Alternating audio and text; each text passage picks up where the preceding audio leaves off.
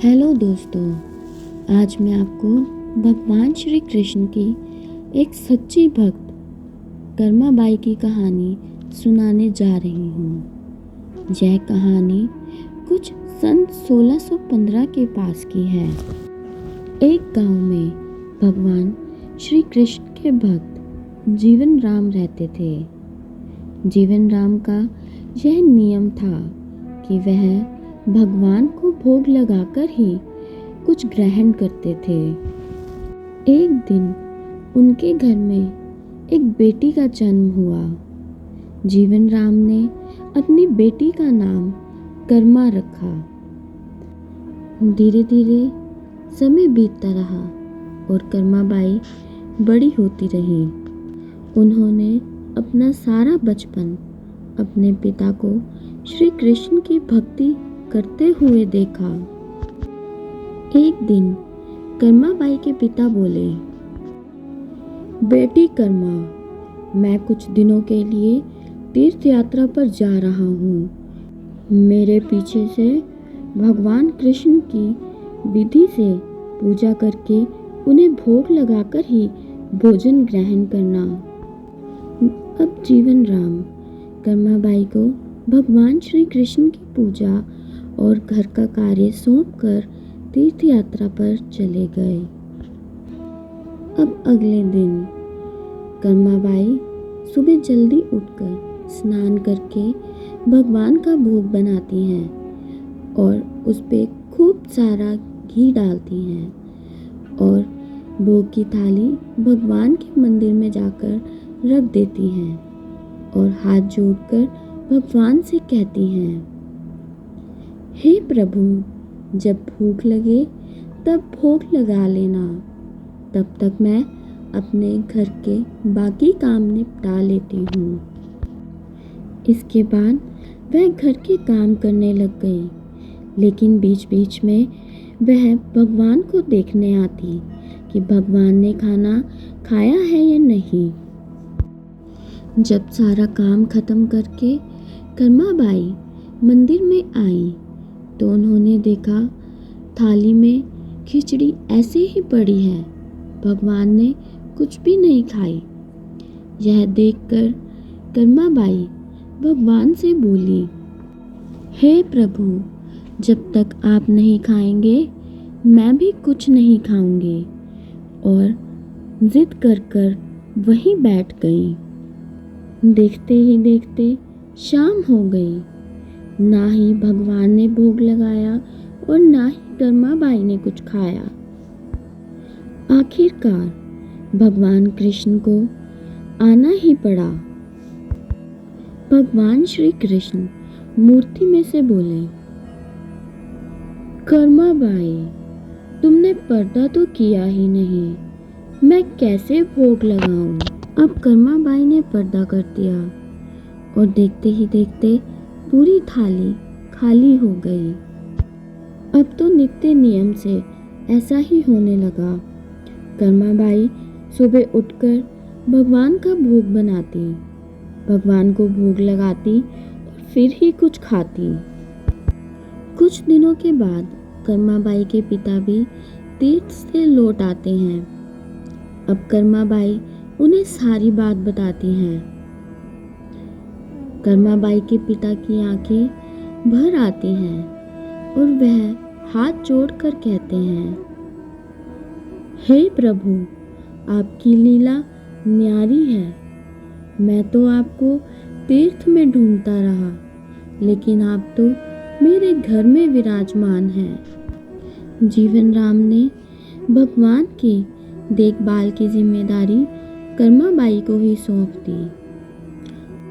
कुछ वर्षों बाद कर्माबाई के पिता स्वर्ग लोक को प्राप्त हो गए। अब कर्माबाई का मन घर में नहीं लगता था, इसलिए वह भगवान कृष्ण की मूर्ति को लेकर तीर्थ यात्रा पर निकल गई और भारत में अलग अलग तीर्थ के दर्शन करने के पश्चात वह जगन्नाथपुरी पहुंची और वहां जाकर उन्होंने निश्चय किया कि अब यहीं एक कुटिया में रहकर भगवान श्री कृष्ण की सेवा और पूजा करेंगी। अब पहले की तरह ही कर्माबाई रोज सुबह उठकर भगवान को भोग लगाती, उसके पश्चात ही स्नान करती और घर के कार्य करती। भगवान भी बड़े ही चाव से कर्माबाई के हाथ की खिचड़ी खाते। एक सुबह कर्माबाई के द्वार पर एक लड़का आया और बोला, माँ, कुछ खाने को मिलेगा? मुझे बहुत भूख लगी है। अब कर्माबाई ने उस बच्चे को अंदर बुलाया और उसे भी बाजरे की खिचड़ी खिलाई। कर्माबाई के घर उस बालक के रूप में स्वयं भगवान श्री जगन्नाथ खिचड़ी खाने आए थे। अब रोज ही जब कर्माबाई भगवान श्री कृष्ण को खिचड़ी का भोग लगाती, थोड़ी देर बाद ही वह बालक भी खिचड़ी खाने आ जाता। अब एक दिन कर्माबाई के द्वार पर एक साधु आए और वह कर्माबाई से बोले, कर्माबाई, भगवान को बिना स्नान करे भोग लगाना अच्छी बात नहीं है। तुम सुबह उठकर सबसे पहले स्नान करो, उसके बाद विधि विधान से भगवान की पूजा करके उसके पश्चात ही भगवान को भोग अर्पण करो। अब साधु की बात मानकर अगले दिन से कर्माबाई पहले स्नान करती, विधि विधान से पूजा करती, उसके पश्चात ही भोग बनाती। इस वजह से कर्माबाई को भोग बनाने में देरी हो जाती, लेकिन वह बालक तो अपने समय पे ही आ जाता था। अब तो बालक रूपी जगन्नाथ भगवान जल्दी जल्दी खिचड़ी खाकर बिना हाथ मुंह धोए ही भाग जाते थे। उन्हीं दिनों मंदिर के पुजारी ने भगवान जगन्नाथ की मूर्ति के मुख पर खिचड़ी लगी देखी और सोचा, अरे, हमने तो भगवान जगन्नाथ को खिचड़ी का भोग काफी दिनों से नहीं लगाया, फिर ये भगवान जगन्नाथ के मुख पर खिचड़ी कहाँ से आई? हे प्रभु, ये कैसी लीला है आपकी? भगवान जगन्नाथ पुजारी के सपने में आते हैं और कहते हैं, मेरी भक्त कर्माबाई जो जगन्नाथपुरी में ही रहती है, वो सुबह उठकर बहुत ही प्रेम भाव से मुझे खिचड़ी का भोग लगाती है। मैं रोज़ाना सुबह जल्दी उठकर कर्माबाई के हाथ की खिचड़ी खाने जाता हूँ, परंतु एक साधु ने उसके पास आकर पहले स्नान फिर विधि विधान से पूजा करके भोग लगाने का बोल दिया है।